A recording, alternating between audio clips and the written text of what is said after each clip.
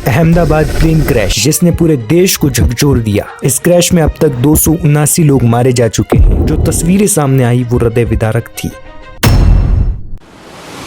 12 जून 2025 अहमदाबाद के सरदार वल्लभ भाई international airport से दोपहर 1:38 पर यह फ्लाइट AI-171 टेक ऑफ करती है, जिसके लिए फ्लाइट ने 3500 मीटर की लंबाई के रनवे का पूरा इस्तेमाल किया। ये जा रही है लंदन के गेटविक एयरपोर्ट। ये करीब 10 घंटे का सफर होने वाला है। इस फ्लाइट में 169 इंडियन, 53 ब्रिटिश, 7 पुर्तगाली और 1 कनाडियन को मिलाकर टोटल 230 पैसेंजर्स थे। इनमें 114 महिलाएं, 13 पुरुष, 11 बच्चे और 2 न्यूबॉर्न बेबीज हैं। इनके अलावा इस फ्लाइट में पायलट को मिलाकर 12 क्रू के मेंबर्स हैं। लेकिन आकाश में 322 किलोमीटर पर आवर की स्पीड से 625 फीट की ऊंचाई तक पहुंचने के कुछ ही सेकंड्स बाद वायरल वीडियोस में देखा जा सकता है कि ये प्लेन 475 फीट पर मिनट की स्पीड से नीचे की तरफ आने लगा और टेक ऑफ के सिर्फ 2 मिनट बाद 1:40 पर प्लेन मेघानी नगर में एक BJ मेडिकल कॉलेज की हॉस्टल बिल्डिंग पे जाकर बड़े ही भयानक तरीके से क्रैश कर गया। इस फ्लाइट में 1,25,000 लीटर फ्यूल था और क्योंकि फ्लाइट अभी जस्ट उड़ी ही थी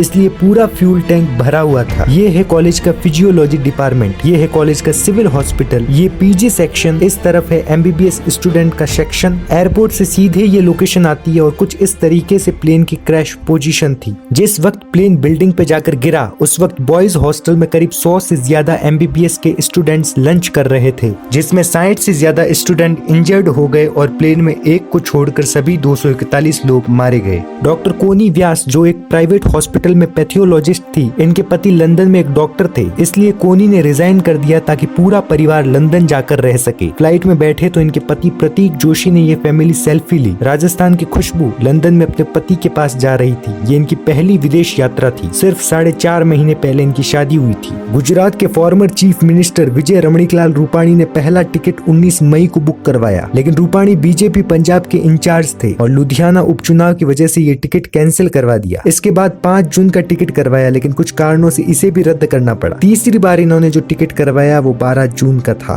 टेक ऑफ से पहले एयरपोर्ट पर स्पिरिचुअल प्रैक्टिशनर और योगा टीचर जेमी मिक और फ्रियोंगल ग्रीनला मिक ने एक वीडियो बनाया जिसमें उन्होंने अपनी भारत यात्रा को एक सुखद अनुभव बताया। ये आयुर्वेदिक रिट्रीट के लिए गुजरात आए थे और वापस जा रहे थे। वीडियो में कहा, हम एयरपोर्ट पे हैं, बस प्लेन में चढ़ रहे हैं, अलविदा भारत।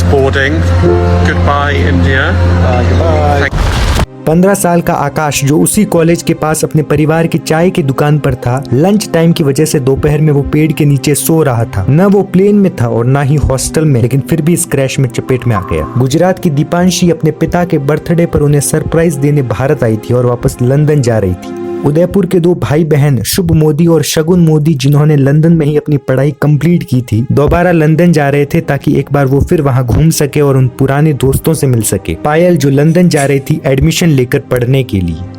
वडोदरा के 26 साल के भविक लंदन में जॉब करते थे। 2 हफ्तों के लिए वे भारत आए थे और 10 जून को क्रैश से सिर्फ 2 दिन पहले उनकी शादी हुई थी। एयर होस्टेस रोशनी सोनगरे की अगले साल मार्च में शादी थी। घर में तैयारियां की जा रही थी। 3 दिन पहले रोशनी अपने घर से ड्यूटी के लिए निकली थी। मणिपुर की क्रू मेंबर लेमनुथेम सिंगसोन, मणिपुर वायलेंस की वजह से इनके परिवार को घर छोड़ना पड़ा। इनके पिता जीवित नहीं है। बताया गया कि सिंगसोन का बड़ा भाई किसी सीरियस इलनेस से सफर कर रहा। 2 भाई अभी पढ़ रहे हैं, इसलिए वो घर में कमाने वाली अकेली थी। इस इंसिडेंट के बाद माँ सदमे में है। लेकिन इन सब लोगों की ये सब बातें मैं आपको क्यों बता रहा हूँ? कुछ लोगों का कहना हो सकता है कि इन लोगों के नाम बताना, उनके फोटो दिखाना ठीक नहीं, ये उनके परिवार की प्राइवेसी का मामला, लेकिन सिर्फ इसलिए कि आप ये महसूस कर सके कि ये इनकी जिंदगी का एक आम दिन था जो सिस्टम, सरकार और कंपनियों की वजह से जिंदगी तबाह कर देता है। मैं पूरी संवेदना के साथ ये चीजें कह रहा हूँ ताकि आप जान सके कि कई बारी कुछ पैरामीटर्स तोड़ने पड़ते हैं ताकि हादसे की चपेट में आए इंसान केवल कुछ नंबर में न सिमट जाए। लेकिन आखिर क्या वजह रही इस भयानक क्रैश के पीछे? आखिर क्यों पायलट प्लेन को संभाल नहीं पाए? ये एक बहुत ही अजीबोगरीब प्लेन क्रैश है, क्योंकि अगर आप इसके रीजन देखोगे तो एक ग्लिच देखने को मिलेगा।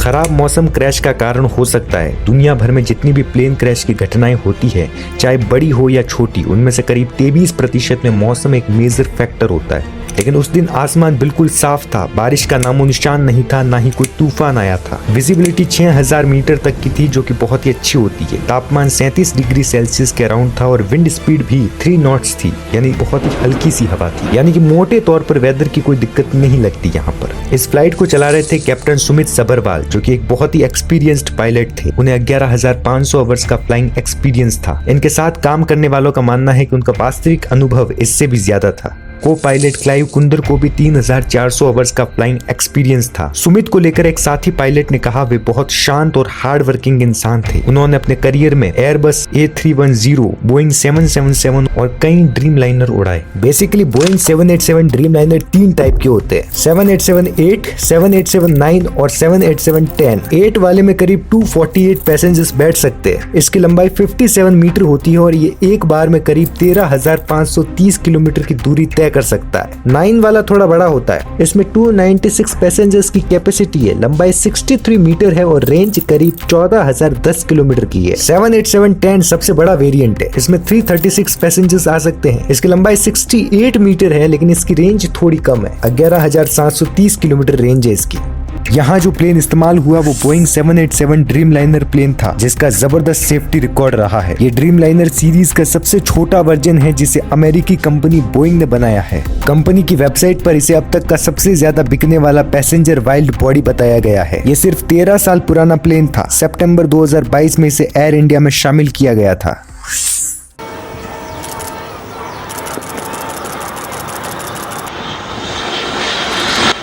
इसकी खासियत ये थी कि ये मॉडर्न टेक्नोलॉजी वाला, बेटर फ्यूल एफिशिएंसी और ट्रैवल फैसिलिटी के लिए बहुत अच्छा था। इसमें फ्यूल कंजप्शन भी 25% तक कम होता है। अप्रैल 2024 तक के डेटा के मुताबिक दुनिया भर में करीब 1100 बोइंग 787 प्लेन उड़ रहे हैं। हर प्लेन साल में लगभग 600 बार उड़ान भरता है। 787 ड्रीम लाइनर फैमिली ने 4.2 मिलियन फ्लाइट में 87 करोड़ से ज्यादा पैसेंजर्स को सेफली ट्रेवल कराया है। देखा जाए तो तीनों ड्रीम लाइनर सीरीज का ऐसा कोई रिकॉर्ड नहीं है जहां ये क्रैश हो गए।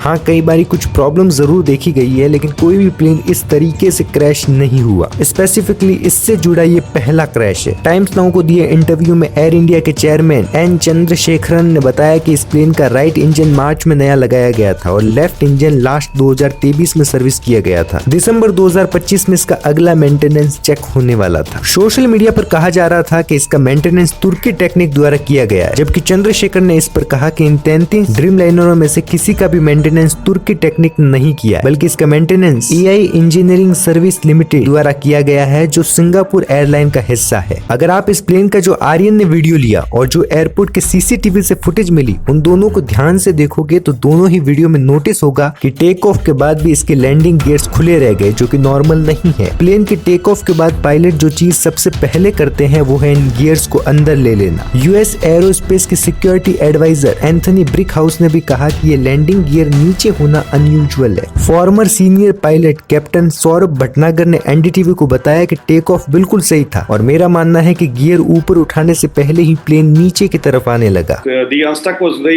aircraft takeoff was perfect and just I believe short of taking the gear up, the aircraft started descending. यही चीज कैप्टन राकेश राय ने भी बताई। वीडियो से साफ दिखता है कि टेक ऑफ के दौरान लैंडिंग गियर बंद नहीं हुआ, जिससे ड्रैग बढ़ा और प्लेन सही से ऊंचाई नहीं पकड़ पाया। ड्रैग का मतलब होता है किसी चीज को फोर्स के साथ खींचना। इसे आप एक बहुत ही बेसिक एग्जांपल से समझ सकते हैं। जब कोई पक्षी आकाश की ऊंचाई में हवा के बीच उड़ता है तो वो भी अपने पैरों को फोल्ड करता है ताकि ड्रैग कम किया जा सके और अच्छे से उड़ा जा सके। और जब इसे आसमान से नीचे जमीन पे उतरना होता है तो ये पहले ही ऊपर पैरों को बाहर की तरफ करता है ताकि अब ड्रैग बढ़ने से स्पीड कम हो जाए। एरोप्लेन और पक्षी दोनों की एक्सटर्नल स्ट्रक्चर मोटे मोटे तौर पर एक जैसा होता है। इनके स्ट्रक्चर में भी कई सिमिलरिटी है। एरोप्लेन के विंग्स जो उसे थ्रस्ट देते हैं किसी पक्षी के पंखों जैसे हैं। आगे की तरफ एक नुकीला हिस्सा, टेल का स्ट्रक्चर, अंदर हेलो बॉडी और नीचे उतरने के लिए टेक्सचर, सब कुछ सिमिलर है। लेकिन सिर्फ लैंडिंग गियर्स के बाहर होने से इतना बड़ा क्रैश नहीं हो सकता। और ड्रीम लाइनर जैसे बड़े प्लेन में कभी कभी पायलट लैंडिंग गियर्स को ठंडा करने के लिए कुछ टाइम बाहर रखते हैं। यहाँ एक बात बड़ी खास है, लैंडिंग गियर्स ना ही पूरी तरीके से खुले थे और ना ही पूरी तरीके से बंद थे, बल्कि ये गियर्स पार्शियल तौर पर खुले थे। इसका मतलब ये है कि शायद पायलट इनको खींचने वाले थे या थोड़ा बहुत अंदर की तरफ खींच लिया था। ऐसा भी हो सकता है कि प्लेन के टेक ऑफ के टाइम ही पायलट को कोई खामी पता चल गई हो और प्लेन की इमरजेंसी लैंडिंग कराने के इरादे से पायलट ने इन गियर्स को पूरी तरीके से अंदर नहीं किया। क्योंकि जब प्लेन ने टेक ऑफ किया तो गौर से देखिए वहाँ धूल का एक गुबार दिख रहा है। इससे ये समझ में आता है कि लैंडिंग गियर्स का खुला होना प्लेन में किसी मिस्टेक का साइन हो सकता है, न कि मिस्टेक का एक्चुअल रीजन। कुछ एक्सपर्ट्स ने कहा इस क्रैश के पीछे पक्षियों का टकराना एक वजह हो सकती है, क्योंकि दोनों इंजन के एक साथ फेल होने की पॉसिबिलिटी सबसे ज्यादा कही जा रही है। Double engine failure, dual engine failure, dual engine fail, dual engine failure. विमान में 2 इंजन थे और दोनों इंजनों का फेल होना दुर्लभ घटना।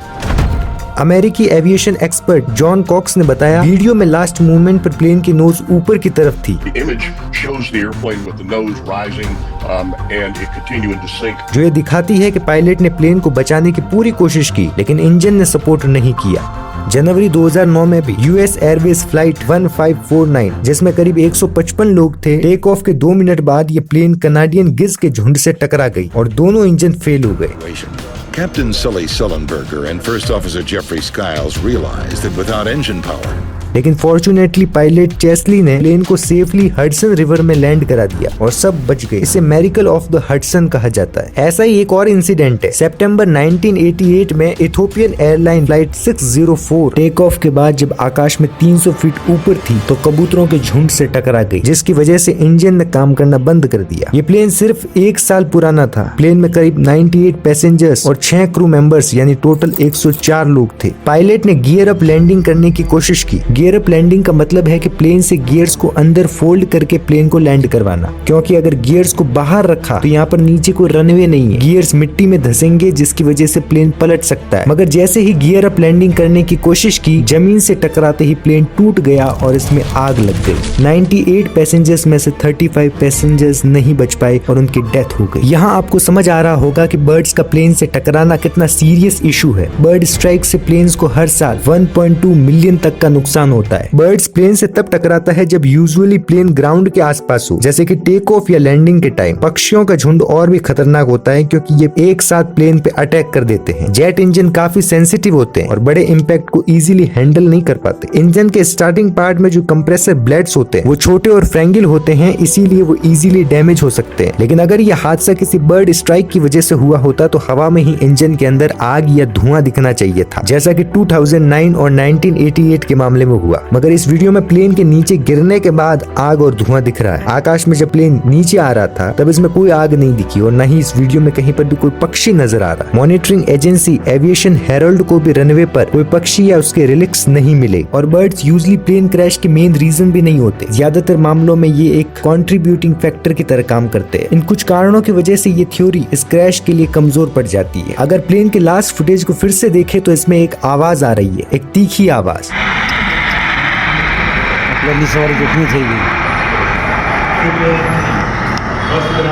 जो कि प्लेन के नीचे जो हल्का सा ग्रे कलर का डॉट दिख रहा है उसकी वजह से आ रही है। इसे कहा जाता है रैट यानी रेम एयर टरबाइन। रैट एक छोटी सी इमरजेंसी टरबाइन होती है जो एरोप्लेन के बाहर निकलती है सिर्फ तब जब प्लेन का मेन पावर सिस्टम फेल हो जाए, इंजन बंद हो जाए या फिर कोई इलेक्ट्रिकल फेलियर हो जाए तो। American aviation expert captain Steve, जिन्हें 14,000 आवर्स फ्लाइंग एक्सपीरियंस है, ने बताया कि जो आवाज सुनाई दे रही थी वो दरअसल रैट के 2 ब्लेड प्रोपेलर के सुपर फास्ट घूमने की वजह से थी। ये आवाज नॉर्मली नहीं आती, ये सिर्फ तब आती है जब रैट इमरजेंसी पावर जनरेट कर रहा होता है। ये हवा में घूमकर इलेक्ट्रिसिटी और हाइड्रोलिक पावर बनाती है जब प्लेन का मेन सिस्टम फेल हो जाए तो। सर्वाइवर रमेश कुमार का स्टेटमेंट भी इस चीज को प्रूव करता है। वो इंसान जो इस पूरे क्रैश में प्लेन में होते हुए भी सही सलामत बच निकला। प्लेन के लेफ्ट में कॉकपिट में आगे की तरफ सीट 11A पे बैठे 40 साल के रमेश विश्वास कुमार। प्लेन क्रैश के बाद भी इन्होंने खुद को जीवित महसूस किया। जब मेरी आँख खुल के मैं देखा ना तो मुझे लगा मैं जिंदा हूँ।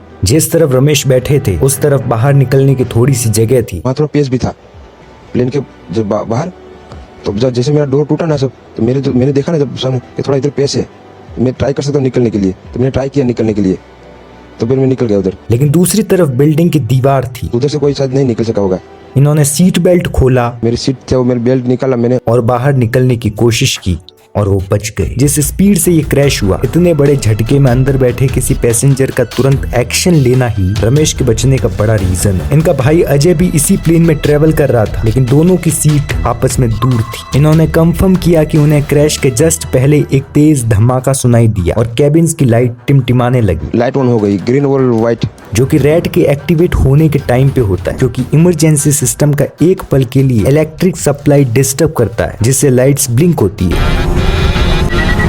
रैट स्पेशली बोइंग 787 जैसे मॉडर्न प्लेन में एक फाइनल बैकअप की तरह होता है, मगर यहाँ ये कोई खास काम नहीं कर सका। रैट उन प्लेन्स के लिए नहीं बना जो सिर्फ 400-500 फीट हाइट पर पावर लॉस कर जाए। ये एक बैकअप है, एक लास्ट ऑप्शन उस कंडीशन में जब प्लेन आकाश में अच्छी खासी हाइट पर हो। लेकिन रैट का डिप्लॉय होना इस बात का सबूत जरूर है कि प्लेन में दोनों इंजन फेल हो गए होंगे। लैंडिंग गियर्स ठीक से बंद नहीं हो पाए क्योंकि इसके गियर डोर नहीं खुल रहे थे। ये चीज भी इशारा करती है इंजन फेलियर या किसी इलेक्ट्रिकल फेलियर की तरफ। दोनों इंजन का एक साथ फेल हो जाना एक रेयर चीज है, क्योंकि CSIR के डायरेक्टर अभय पशिलकर का कहना है कि फ्लाइट के टेक ऑफ के टाइम दोनों इंजनों के एक साथ फेल होने की संभावना बहुत कम, 1 अरब में 1 है। पिछले 70 सालों में ड्यूल इंजन फेल होने के सिर्फ 7 मामले। अहमदाबाद प्लेन क्रैश के ठीक 30 दिन बाद 12 जुलाई सुबह 4:17 पर एयरक्राफ्ट एक्सीडेंट इन्वेस्टिगेशन ब्यूरो, जो कि भारत सरकार के मिनिस्ट्री ऑफ सिविल एविएशन का भाग है, क्रैश पर अपनी प्रीलिमिनरी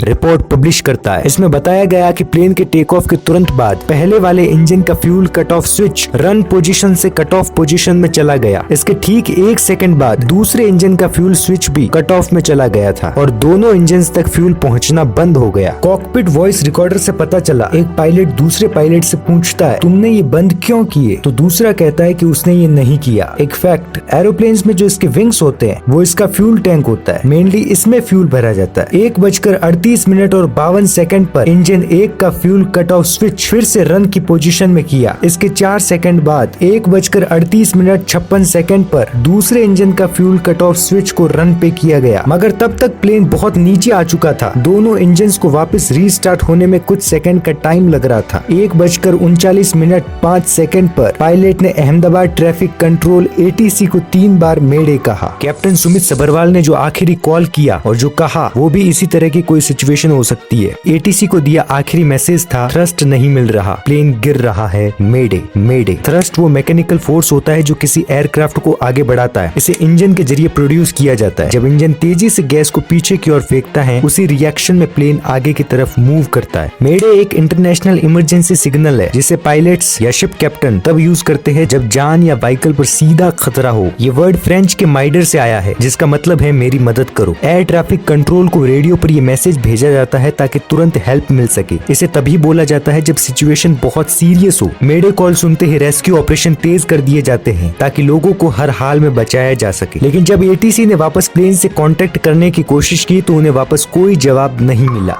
प्लेन क्रैश की इन्वेस्टिगेशन में ब्लैक बॉक्स एक कमाल की चीज है। ब्लैक बॉक्स बेसिकली 2 इक्विपमेंट है। पहला फ्लाइट डेटा रिकॉर्डर FDR जो प्लेन की स्पीड, उसकी आकाश में हाइट क्या थी, इंजन परफॉर्मेंस और प्लेन का सारा जो डेटा होता है उसे रिकॉर्ड करता है। दूसरा होता है कॉकपिट वॉइस रिकॉर्डर। इसके नाम से ही मालूम पड़ रहा है कि प्लेन की कॉकपिट में जो भी बातचीत होती है, पायलट उस टाइम क्या कह रहे थे उसे रिकॉर्ड करता है। प्लेन के अलार्म के अलावा ये रिकॉर्ड करता है पूरे प्लेन में जितनी भी आवाजें हुई उनको। ब्लैक बॉक्स को ऐसे डिजाइन किया जाता है कि क्रैश या फायर जैसे बड़े हादसों में भी वो सेफ रहे, इसीलिए ये ज्यादातर विमानों की टेल में रखा जाता है। ये ग्रेनाइट जितना मजबूत होता है और 1100 सेल्सियस तक की हीट भी झेल सकता है। इसमें कॉकपिट की आखिरी 2 घंटे की बातचीत और प्लेन का 25 घंटे का डेटा रिकॉर्ड होता है। लगभग 5 किलो वजन वाला ये डिवाइस क्रैश के बाद भी 90 दिन तक अंडर वाटर सिग्नल भेज सकता है ताकि उसे लोकेट किया जा सके।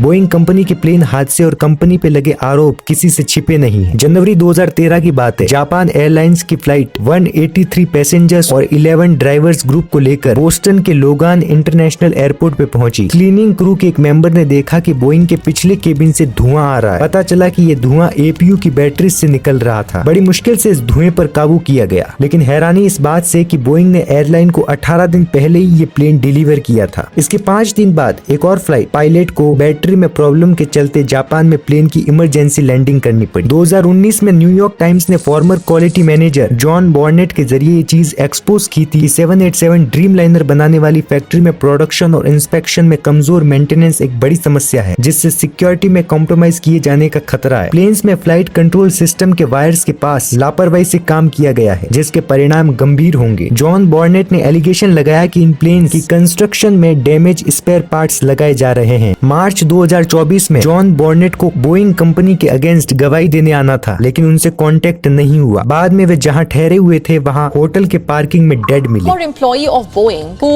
was telling the world about the gaps in Boeing's manufacturing facilities has now been found dead. This former Boeing employee's name is John Barnett. He was 63 years old.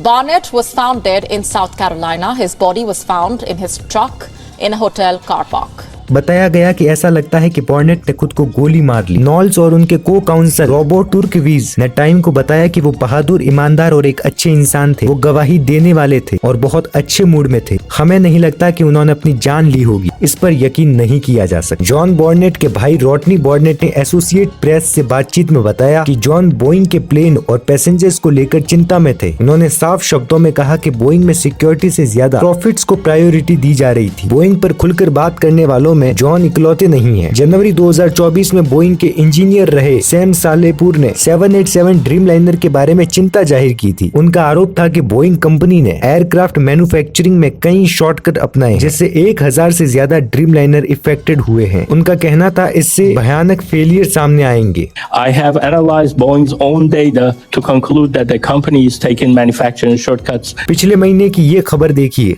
Ahmedabad हादसे से कुछ दिन पहले ही DGCA ने एयर इंडिया को serious warning दी थी, क्योंकि air India ने अपने 3 एयरबस प्लेन्स को जरूरी सिक्योरिटी चेक के बिना उड़ाया। DGCA की इन्वेस्टिगेशन में पता चला कि इन प्लेन्स की इमरजेंसी स्लाइड्स के टाइम से जांच नहीं हुई थी। एक A320 जेट का इमरजेंसी चेक करीब 1 महीने लेट हुआ। इस बीच वो प्लेन दुबई, रियाद जैसे इंटरनेशनल रूट्स पर उड़ान भरने में इस्तेमाल हुआ। पिछले साल जनवरी में हुआ ये वाकया देखिए। अलास्का एयरलाइन का 737 मैक्स जब आकाश में 16,000 फीट ऊपर था तो डोर पैनल टूटकर आकाश में उड़ गया। एक इनिशियल फेडरल रिपोर्ट में पाया गया कि इसमें डोर प्लग को पहले हटा दिया गया था और फिर जब बोइंग की फैक्ट्री में से फिर से लगाया गया तो 4 बोल्ट लगाने बाकी रह गए। फॉर्चुनेटली इनमें लाइफ का लॉस नहीं हुआ, लेकिन इस तरह के इंसिडेंट $78 बिलियन रेवेन्यू कमाने वाली कंपनी जो अमेरिकी इकोनॉमी में महत्वपूर्ण योगदान देती है की सुरक्षा के प्रति जवाबदेही को तार तार करती है। एयरलाइन ऑपरेशंस को स्टेबल करने, एफिशिएंसी बढ़ाने और पैसेंजर्स की परेशानी कम करने का हवाला देते हुए एयर इंडिया ने अपने इंटरनेशनल वाइल्ड बॉडी फ्लाइट्स में 15% की कमी की। ये कदम अहमदाबाद लंदन ड्रीमलाइनर क्रैश के बाद लिया गया। दिल्ली से पेरिस जाने वाली AI-143 में प्रॉब्लम देखी गई, जिसके बाद इसे कैंसिल किया गया। सैन फ्रांसिस्को से मुंबई जाने वाली फ्लाइट AI-180 के लेफ्ट इंजन में मिस्टेक देखी गई और पैसेंजर्स को कोलकाता में ही उतरना पड़ा। सोमवार को दिल्ली से रांची जाने वाली एयर इंडिया एक्सप्रेस को टेक्निकल डिफिकल्टीज के चलते इमरजेंसी सिचुएशन में वापस दिल्ली की तरफ यू टर्न लेना पड़ा। दिल्ली से वडोदरा जाने वाली एयर इंडिया की फ्लाइट जब एयरपोर्ट से टेक ऑफ कर रही थी तो लैंडिंग गियर्स वापस क्लोज नहीं हो रहा था। एयरलाइन ने कहा जांच के बाद इसे दोबारा शुरू किया जाएगा। हांगकांग से नई दिल्ली आ रहे एयर इंडिया के बोइंग 787-8 ड्रीमलाइनर प्लेन में सस्पेक्टेड टेक्निकल प्रॉब्लम की वजह से पायलट ने कहा हम आगे नहीं बढ़ना चाहते, जिसके बाद इसे वापस हांगकांग लौटना पड़ा। गुवाहाटी से कोलकाता जाने वाली एयर इंडिया एक्सप्रेस की फ्लाइट रात 9:20 पर टेक ऑफ करने वाली थी, लेकिन किसी टेक्निकल फॉल्ट की वजह से पैसेंजर्स को रात 1:30 बजे उतारकर होटल में ले जाया गया। अगली सुबह उसी फ्लाइट का दोबारा इस्तेमाल किया जा रहा था, लेकिन उसी टेक्निकल प्रॉब्लम की वजह से इस बार भी फ्लाइट कैंसिल करनी पड़ी। आप सोच रहे होंगे कि ये सब अचानक कैसे होने लगा। खबर इस वक्त आ रही है एयर इंडिया एक्सप्रेस की दिल्ली रांची उड़ान में